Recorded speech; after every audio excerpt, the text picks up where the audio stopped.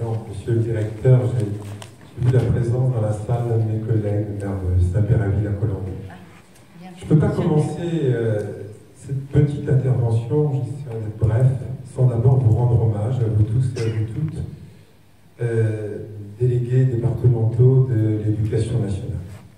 Vous jouez un rôle important à nos côtés, pas très facile, parce que vous avez à la fois la nécessité de nous dire les choses, de les faire passer à nous les élus, et nous devons les accepter. Et moi, je les ressens toujours comme un élément positif, parce que vous avez la même passion que nous, qui est celle de l'école. Vous aimez l'école, vous êtes très attachés à l'éducation des enfants, et vous le dites avec votre cœur, comme nous, les élus du Loiret, nous agissons pour l'école, je peux vous dire, et j'ai croisé beaucoup de mes collègues, avec tout notre cœur. Donc, on se rejoint sur ce point, et je voulais vous remercier. Cet hommage, c'est pour vous dire merci de venir nous aider dans des tâches qui ne sont pas faciles, d'apporter un éclairage sur tel ou tel point qu'on n'a pas bien vu, qu'on n'a pas bien fait, parce que nous aussi, les maires, nous pouvons commettre des erreurs. Donc vous êtes là, et nous travaillons ensemble, et je me réjouis de vous accueillir aujourd'hui, j'en suis honoré. Gilles a parlé de l'école rurale. Je ne voudrais surtout pas qu'on oppose l'école rurale et l'école de la ville. Pour une raison bien simple, parce que pour moi, il y a avant tout l'école de la République. Cette école qui porte, et vous l'avez dit, monsieur le directeur, les valeurs de la République. Et nous les avons, là aussi, nous avons ce flambeau à porter tous ensemble, vous, les enseignants, les élus que nous sommes, à travers notamment nos écoles. Donc il n'y a pas d'opposition entre les deux, il y a des spécificités, et l'une ne doit pas affaiblir l'autre, et l'autre ne doit pas affaiblir l'une. Et je crois que c'est dans cet esprit, pour vous avoir rencontré, monsieur le directeur, à plusieurs reprises, que nous travaillons. Vous m'avez exposé longuement, lors de notre rencontre, vos projets pour la rentrée scolaire 2018, et vous avez bien insisté sur le fait que même si dans les quartiers, alors j'aime pas le mot, difficile, dans les quartiers où nous avons, il faut le dire entre nous, beaucoup d'enfants d'immigrés, d'émigrés à accueillir, il faut renforcer les classes. Et ça me paraît quelque chose d'important. Ça a été une volonté politique de dédoubler certaines classes pour mieux accueillir ces enfants. Et on voit que quand l'éducation nationale, à un moment, rate un peu un épisode, on voit le résultat une génération après. Et ça, on n'a pas le droit d'aller dans ce sens. Donc effectivement, s'il y a un effort qui est fait pour accueillir les enfants qui nous viennent de pays qui sont des pays martyrs, le plus souvent, hein, ils ne viennent pas là par hasard, ils viennent là, s'ils étaient bien dans leur pays, si tout allait bien dans leur pays, ben, ils y resteraient. Ils viennent de pays en guerre, ils viennent de pays où les gens sont massacrés, et ils viennent trouver refuge chez nous pour un certain nombre d'entre eux. Donc nous avons effectivement à les accueillir et à essayer de faire en sorte qu'ils puissent s'intégrer. Comment peuvent-ils s'intégrer? Par l'éducation, par la formation, par le rôle des enseignants qui sont là. Alors ça, c'est un premier point, surtout pas opposer l'école de la ville, l'école des quartiers, avec l'école rurale. Donc ça, vous avez une mission qui n'est pas simple, qui consiste parfois à jongler sur les postes pour dire je suis obligé de dédoubler là, mais de l'autre côté, il faut quand même que je préserve l'école rurale qui ne doit pas fermer. Et ça, c'est très important pour vous. Alors, qu'est-ce qui fait finalement que ce soit une école de la ville, que ce soit une école rurale, de la campagne, qu'est-ce qui fait la qualité d'une école? Alors, je vais placer en premier, parce que c'est le cadre général, ben, il y a les bâtiments. Alors, on m'a fait des compliments sur l'école de notre commune, c'est un travail collectif. J'ai mon adjoint qui est là, qui a beaucoup travaillé. Mon adjoint au bâtiment n'est pas là, mais on peut aussi lui rendre hommage dans ce domaine. C'est un travail d'équipe, mais c'est une vraie volonté municipale de dire l'école, c'est notre priorité. Et cette volonté, il n'y a pas qu'à la commune de Saint-Yves, on l'a dans toutes les communes du Loiret. De par mes fonctions, je sillonne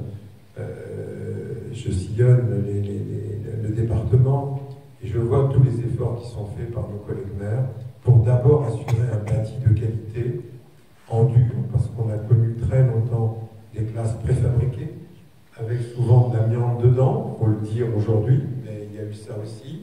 Et donc beaucoup de communes ont fait l'effort de reconstruire. Alors je peux vous en citer quelques-unes. Tout à l'heure, monsieur le vice-président, en m'accueillant, me parlait que nous étions rencontrés à l'inauguration de l'école de Corquille-le-Roi, qui est une très belle école tout en bois et tout en demi-cercle, avec des petits jardins dans lesquels travaillent les enfants devant. Ça m'a beaucoup marqué.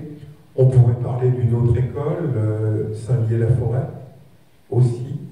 On pourrait parler de l'école de Saint-Péraville-à-Colombe, qui fut l'œuvre de plusieurs de mes collègues réunis, qui se sont rassemblés pour faire une belle école toute neuve. Le maire, à l'époque, M. Dabou, s'est beaucoup fatigué, s'est beaucoup donné. Et il y a à Saint-Péraville-à-Colombe maintenant une belle école toute neuve. Voilà. On peut parler aussi des écoles, toujours dans ce secteur de Sougy et de Hêtre, qui se sont regroupées pour aujourd'hui refaire un beau cadre scolaire. Donc, partout, des efforts sont faits pour d'abord accueillir les enfants dans un bâti digne de ce nom. Il y a eu tout cet effort des écoles de la Troisième République. Moi, j'en ai une ici, de la Troisième République, c'est devenu la mairie aujourd'hui. Alors, c'était le schéma classique avec au milieu la mairie. Voilà. La petite salle du conseil municipal qui servait d'accueil. Au-dessus, le logement de l'instituteur, qui était le logement de fonction, qui était en même temps le secrétaire de mairie. Voilà. L'école des garçons d'un côté, l'école de filles des deux, de l'autre côté, un mur au milieu, et puis un marronnier de chaque côté. C'est à peu près ça. Vous n'ayez pas de marronnier. Voilà, tout y est. Voilà. Bon. Donc, voilà. Aujourd'hui, on passe à une autre étape, parce qu'il y a d'autres besoins. On rénove, on agrandit, et Gilles l'a dit tout à l'heure, l'État nous aide d'une certaine manière, et nous on y est très attentifs, parce que tu es à mes côtés dans une commission qui est celle de la DETR, la dotation d'équipement des territoires ruraux, qui vient aider. C'est pratiquement une des seules subventions qu'on peut avoir pour les écoles, puisque vous savez, les écoles c'est la compétence des communes, les collèges, départements et les lycées, la région. C'est là où l'État nous aide, et c'est difficile parce qu'on plafonne à 35%, et le reste, il faut aller chercher. N'est-ce pas, Gilles? Même si on se bagarre et qu'on y veille pour que tout le monde soit servi de façon très égalitaire. Voilà. Donc, ça c'est un premier point. Un bâti digne, qui permet aux enseignants d'être bien, qui permet également aux enfants d'être là dans de bonnes conditions. Le deuxième point, ce sont des enseignants, en nombre suffisant et correctement formés. Là, j'ai une petite inquiétude parce que depuis la disparition des écoles normales, je me demande si cette formation spécifique qui existait auparavant, qui était quand même une très belle formation, c'est pas un petit peu... bon, je ne dirais pas un mot, je ne la qualifierais pas, mais je pense que cette école normale avait une force dans notre République. C'est principalement les écoles normales de la Troisième République, on peut le dire, parce qu'avant Napoléon III considérait que l'école c'était pratiquement les préfets et les autres qui choisissaient les enseignants. Il ne fallait surtout pas qu'ils soient d'une certaine couleur parce qu'ils n'avaient pas le droit d'enseigner, mais on leur retirait leur enseignement. Ensuite on est parti vers des écoles beaucoup plus ouvertes, qui étaient des écoles normales, qui ont formé des générations et des générations d'enseignants de très grande qualité. Ce sont ceux qui m'ont appris à lire, à écrire, à compter.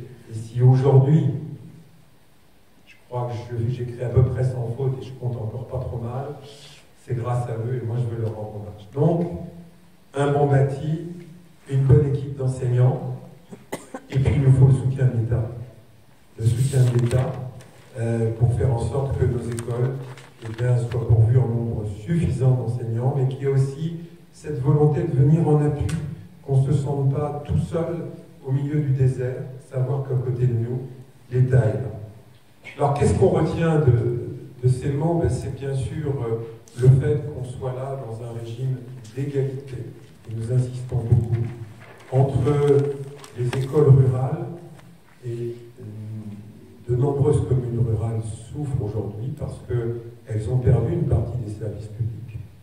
On voit la poste qui fiche le camp, qui se dépêche de passer la main au maire en disant bah, débrouillez-vous.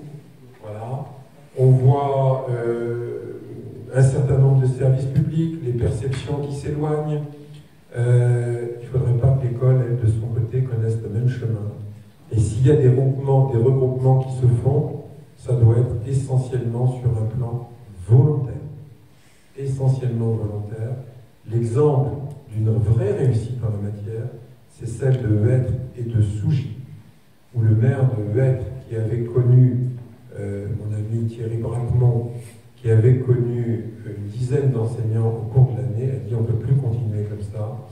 Il a réfléchi, il s'est rapproché de Sougy, et de 2 écoles, ils en ont fait une seule, et une seule qui va bien fonctionner, où l'enseignant ne sera plus tout seul et changeant tous les 3 mois. Voilà. Donc voilà, s'il y a regroupement ou s'il y a fermeture, ça doit être absolument concerté, et la volonté des élus doit être là, l'acceptation des élus doit être là, ça ne doit pas être imposé par l'État, ça me paraît être une règle très importante. Donc, et en contrepartie, toujours la volonté, celle des élus que nous sommes, celle des enseignants, de faire la meilleure école possible pour nos enfants. Alors, moi j'en suis convaincu, cette école de la République, c'est celle qui fait la France de demain, et cette école doit être de très grande qualité. C'est la priorité dans la plupart des communes du Loiret. Ça doit être la priorité de l'État. J'espère que ça l'est, ou ça va le redevenir, parce que là, nous avons une mission pour les générations à venir qui est essentielle, et si cette mission, nous ne la réussissons pas, nous ne l'accomplissons pas correctement, je suis très inquiet pour l'avenir de notre beau pays que nous aimons tant. Voilà, simplement ces quelques mots, et j'espère que vous allez nous dire, monsieur le directeur, que l'État a cette volonté à côté de nous, à côté de vous tous, à côté des enseignants, de faire la plus belle école, la meilleure école du monde, la nôtre tout simplement, celle de France, celle de la République.